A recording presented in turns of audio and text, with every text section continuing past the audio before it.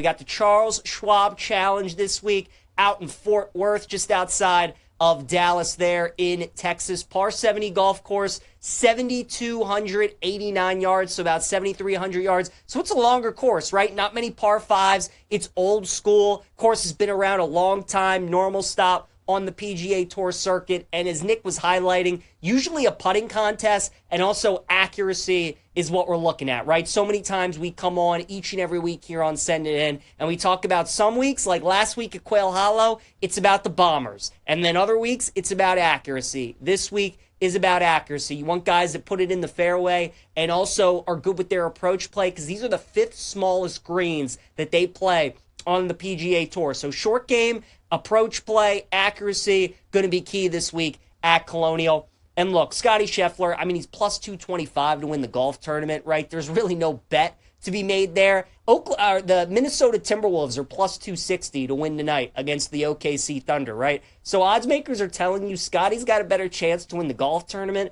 than the Wolves have to win game one tonight against OKC. I mean, it's kind of silly at this point.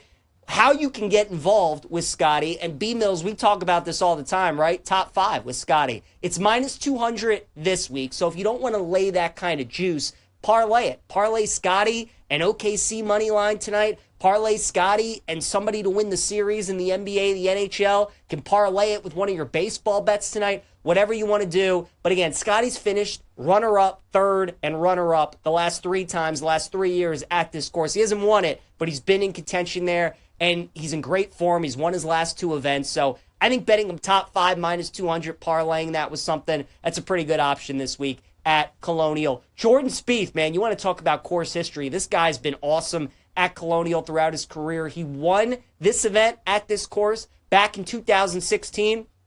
And then 6 of the last 9 years, he has finished in the top 10. So Jordan's a guy who's playing really good golf. I liked him last week at Quail Hollow. He missed the cut by a shot. You know, he was 2 over. The cut was 1 over. But Jordan's playing good golf right now. And, this is a course that he obviously loves. And he's a guy who grew up in Texas. He went to the University of Texas. So he's no stranger to playing golf in that area. Loves the course. I think Spieth this week, good look. 25 to 1, certainly placement bets as well. Look at him top 10 and top 20. Tommy Fleetwood, another guy, right? Anytime we look at a course and it's about accuracy opposed to distance, I'm always going to look at Tommy Ladd. Now, Tommy, as we know, he doesn't finish tournaments, and he has not won a PGA Tour event. He has come close a number of times, so if you don't want to bet Fleetwood to win, I understand, but at 25 to 1, good value there on him to place.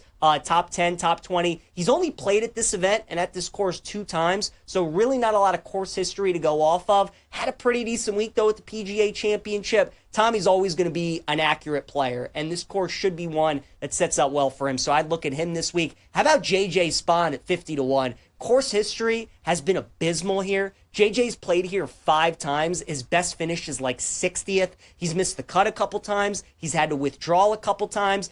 But a lot of times, guys that play well in Texas tend to play well at all the Texas courses, right? And we've already had a couple stops this year on the PGA Tour in Texas. They went to Houston. They went to San Antonio. J.J. Spahn's a past winner at the Valero Open in San Antonio. So he's proven that he can play golf pretty well in the state of Texas, and he's having a terrific year as a ball striker. Guy that's not all that long off the tee. He has been outstanding with his iron game this year. If his putter cooperates as well, I think Spahn at 50 to 1. I'm ignoring the course history and just going off of form and how he's looked so far this season. Some past success that he's had in Texas. I'd look at Spahn at 50 to 1. And then how about Ryan Gerard at 66 to 1? I think a lot of us were watching the PGA Championship over the weekend, right? We're seeing some of those names on the leaderboard, and we're like, who is this guy? Who is this guy? Ryan Gerard was one of those guys who put himself in contention, and a guy who's also had success in the state of Texas so far this year. He played in Houston, played in San Antonio, couple of top 10 finishes. I like what I saw out of him at the PGA. There's always a guy who is like a no-name type player that plays well in a major and then plays that following week and usually plays well again. I think Gerard's going to be that guy who played well last week, going to follow it up with another good performance. So Ryan Gerard, another guy that I would look at this week at Colonial.